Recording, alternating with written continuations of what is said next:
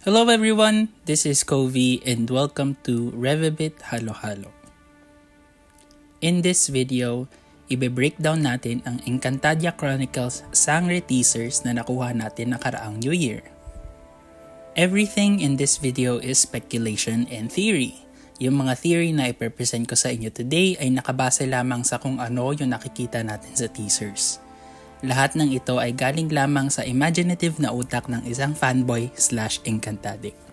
Now, this will only cover the teasers na nakuha natin itong New Year. I know medyo late na pero I still want to put this out dahil matagal ko na rin pinag-iisipan gawin tong video na to. Matagal ko na rin pinag-iisipan yung mga speculation and theory na gusto kong i-share. Some of you may have already heard this sa Ashanti podcast ng Encantadia Saga over sa Twitter Spaces, but I'm just consolidating yung mga thoughts ko doon and combining it in one video. Don't worry, gagawa din ako ng breakdown video about sa teasers na nakuha natin itong mga nakaraang buwan. Dito sa video na to, I've combined the 3 teasers na nakuha natin noong New Year and gumawa ako ng theoretical timeline kung saan at kailan pwede mangyari ang mga bagay na nakikita natin sa teasers. So far, nahati ko sa 4 na section ang mga clips na nakita natin. Sa unang section, i-cover nito yung time after ng ending ng 2016 show hanggang sa pagpapanganak kay Terra. To start off this section, let's cover the first image ni Danaya. Dito sa image na ito, makikita natin si Danaya na may hawak na espada habang nakaharap sa isang gravestone. If we look at the next image, we'll see na si Danaya ay umiiyak habang hawak ang hirada, ang main weapon ni Akil. I also added Sir Noel's concept art just to show that it is Akil's sword. Now, what does this image say about Danaya? Well, I think this only tells us na mamamatay si Akil. In addition, kung babalikan natin yung first image, mapapansin din natin merong isa pang gravestone sa tabi ng kay Akil. Does this mean na may isa pang mamamatay? My speculation so far is yes. May isa pang mamamatay and I think ito yung unang anak ni Danaya with Akil. How do I know? We'll get back to that later. Sa ngayon, itabi nyo muna yun sa utak nyo at pabalikan natin yung mamaya. Last thing I'd like to note before we move on sa next set of images, I think mangyayari tong mga scenes na ito sa mundo ng tao. Why? Gravestones. So far, sa world building ng Encantadia, kapag may namamatay na engkantado, ang katawan nila ay kinukuha ng mga retre upang dalhin sa devas. If that's the case, bakit kailangan ilibing ni Danaya ang katawan ni Akil at ng anak nila? My only guess is wala sa Encantadia sila Danaya nang mamatay sila Akil. Kaya sa tingin ko ay inilibing muna ni Danaya ang pamilya niya at gumawa ng gravestone sa mundo ng tao para mabalikan niya ito once makabalik na siya sa Encantadia at mabigyan ng proper burial si Akil at ang anak nilang dalawa. The next set of images naman is Danaya using her power sa mundo ng tao. In this scene, I think may tinitigil siya na kidnapping. Here, we also get a first look sa new warrior outfit ni Danaya. I think it's actually reminiscent of Sir Noel's initial concept idea of the Sangre's warrior outfits upgrading as they get better acquainted sa mga powers nila. Pumasok lang ito sa isip ko once I saw the longer skirt sa bagong warrior outfit ni Danaya. It's not a one-to-one copy. I'm sure there's new concept art for it, but I think the idea is there. Itong next set ng images naman ay pinapakita na nanganganak si Danaya. We can see na hindi si Akil yung nasa likod niya at mukhang nasa mundo pa rin siya ng mga tao. Sa next image, makikita natin nagulat yung babaeng tumulong magpanganak kay Danaya.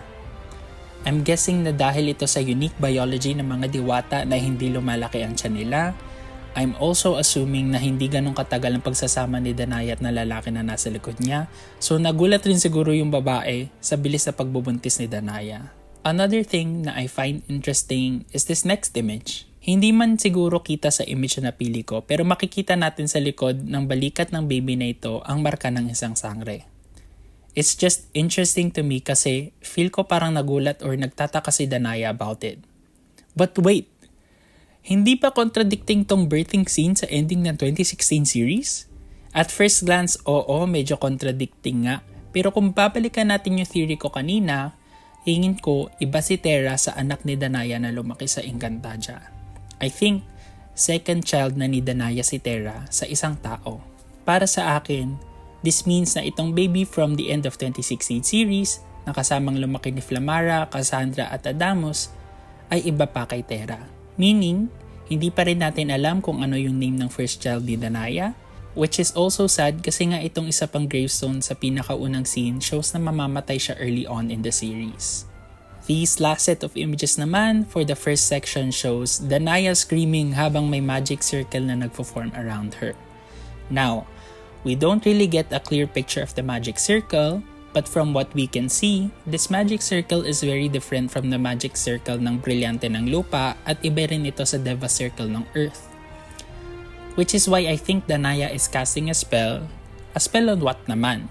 Sa mga teaser na ito, one line na almost always nagre-repeat ay yung line ni Imaw na, "Ang kapangyarihan ni Terra ay nakakubli."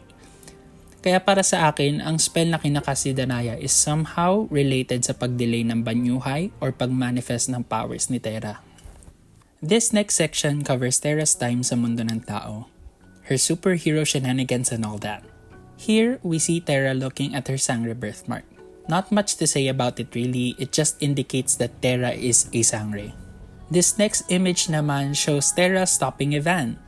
I'm guessing na wala ng prending yung sasakyan. Hindi na ako kumuha ng images about it kasi it's not that interesting in my opinion. Not much to say again other than we see a glimpse of Terra's superhero outfit. The next images naman show Terra fighting Mineaveans sa isang perya. Here, we get to see Terra's full superhero outfit. One thing I can say about it is it's very similar sa outfits na suot ng mga sangre. Wala lang yung armor.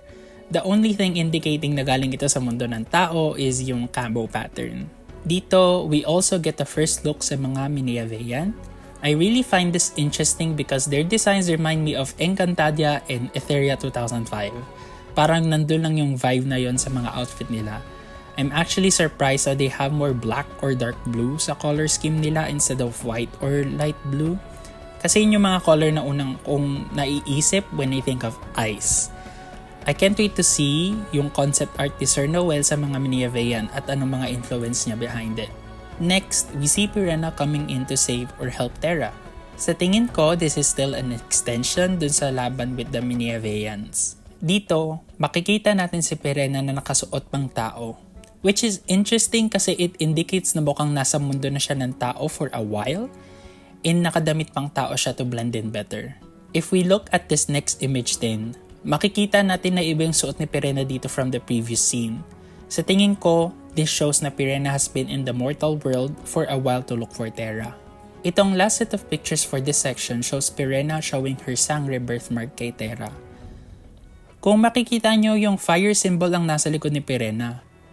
But we already know that this is an editing error and this has been confirmed by Greg from Encantadia Saga. Dapat yung mark na nasa likod ni Pirena ay yung symbol ng being or physicality which is yung symbol ng mga sangre. This next section covers Terra sa mundo ng Encantadia. We get our first glimpse sa warrior outfits ng mga bagong tagapangalaga ng mga brilyante.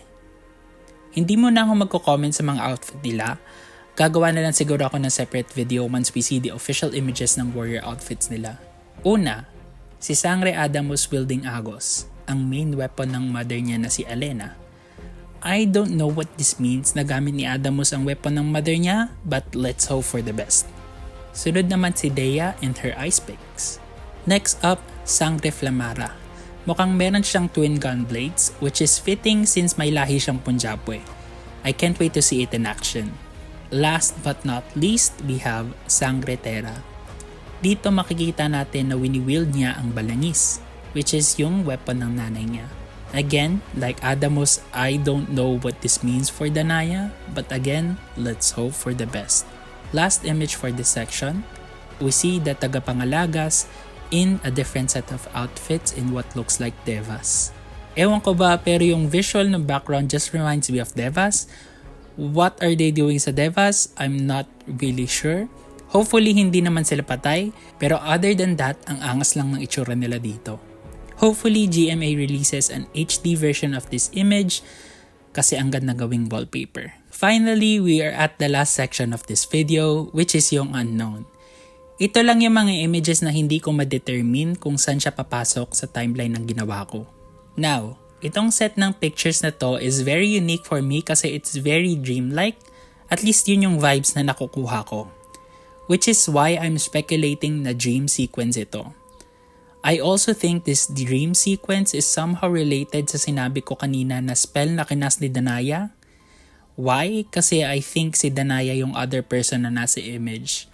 I'm assuming this based sa weapons na hawak ng other person, which are Arnis. I think this is our first look kay Mitena. Dito, makikita natin na parang nagka-cast ng spell si Mitena gamit ang kanyang scepter. I'm guessing that this is Miniave, but I'm not really sure on that. My only evidence is very different yung architecture dito from the architecture ng Lireo sa Encantadia 2016. But again, I could be wrong and in-update na nila yung architecture ng Lireo from 2016 to 2025. Our last image for this last section, we see Mitena in her royal outfit. At least I'm assuming na ito yung royal outfit niya. For me, ang angas lang ng look ni Mitena. Very menacing but also very enticing at the same time. I wouldn't be surprised if marami ang magiging Mitena apologist after the show. One last thing to note, I don't see much of Mitena's ears so far sa mga teaser na nakita natin. Does she not also have pointed ears like her twin sister? Finally, nakarating na rin tayo sa end ng video na to. Hopefully, na-enjoy nyo yung breakdown na ito and yung mga speculation and theory ko sa mga bagay-bagay na posibleng mangyari sa sangre. Kung umabot kayo sa part na ito, maglagay kayo ng yellow heart emoji sa comment section for Danaya/Terra. And also let me know kung may theory rin ba kayo based sa mga teaser na to. Like, comment, share, and subscribe kung na-enjoy nyo itong video na to. I'll be working on the next set of teasers from last month after this one. Dami ko na ngang backlog ng thoughts and theories sa show. Pero that's it for me for now. Bye and see you next video.